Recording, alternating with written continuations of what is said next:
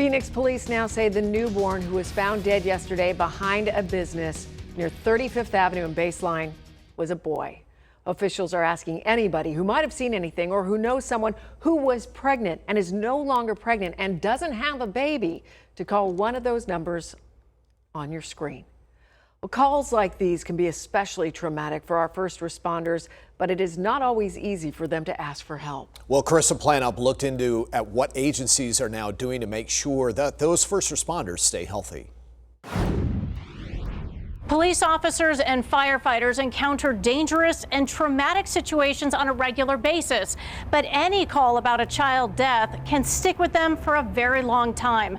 Experts say it's getting easier for first responders to get help, but more can be done. For us, that's the hardest call that we go on. A newborn baby boy found dead outside a Phoenix strip mall.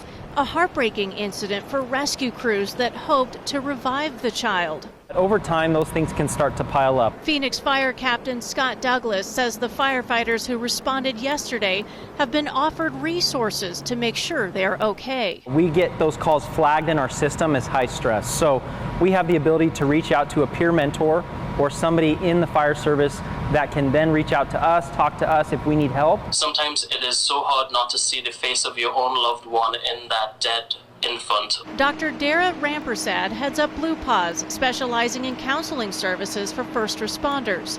While many police and fire agencies are paying more attention to emotional wellness, Rampersad says those who protect and serve may resist help because of stigma. So I feel like we're opening up a lot more doors now than we ever have before for first responders, but there still are internal barriers and sometimes personal barriers to wanting to reach out for help. The Phoenix Police Department has a special unit that shows up on scene to check on officers following a crisis call.